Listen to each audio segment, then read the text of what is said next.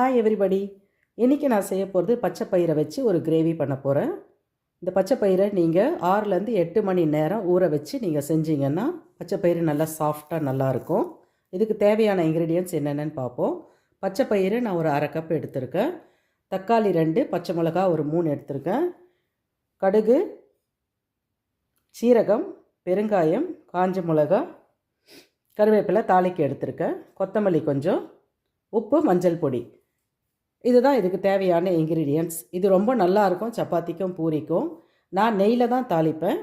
நீங்கள் எண்ணெயிலையும் தாளிக்கிறதா இருந்தாலும் அது உங்களோட விருப்பம். நான் பச்சை பயிரை ஆல்ரெடி நல்லா ஒரு 6 மணி நேரத்துக்கு மேலே ஊற வச்சுருக்கேன். இப்போ எப்படி பண்ணுறது நம்ம பார்ப்போம். இப்போ தக்காளி, பச்சை மிளகா கட் பண்ணியாச்சு. குக்கரில் நம்ம பச்சை பயிரை போட்டுக்கலாம். இது கூட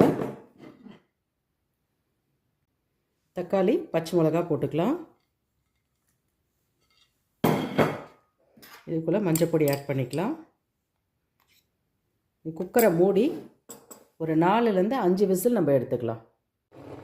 இப்போ குக்கர் வச்சாச்சு. 4லேருந்து 5 விசில் வச்சு நம்ம எடுத்துடலாம்.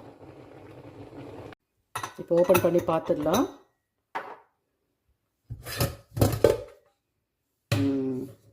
நல்லா குக் ஆகிருக்கு.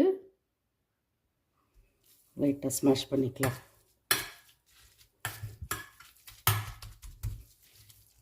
இப்போ நல்லா ஸ்மாஷ் ஆகிடுச்சு. நம்ம தடுக்க தாளித்து கொட்டிடலாம். இப்போ நெய் ஆட் பண்ணிக்கலாம். நெய் சூடாகிடுச்சு. நம்ம தடுக்க கொட்டிக்கலாம்.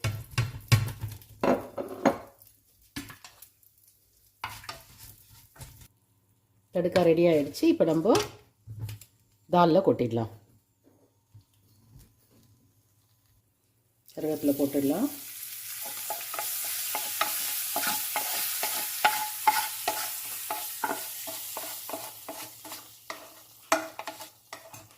கொஞ்சமாக ஹாட் வாட்டர் யூஸ் பண்ணிக்கலாம்.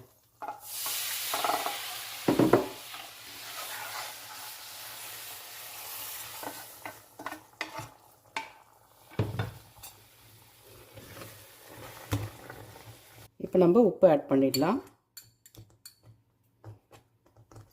கொத்தமல்லி ஆட் பண்ணிடலாம். அருமையான பச்சை பயிர் தால் ரெடி ஆகிடுச்சு. ரொம்ப சிம்பிளான ஒரு தால், ஆனால் ரொம்ப டேஸ்ட்டாக இருக்கும். ட்ரை பண்ணி பாருங்கள். அருமையான ரொம்ப ரொம்ப சுவையான ஒரு பச்சை பயிறு தால் உங்களுக்காக. தேங்க்யூ.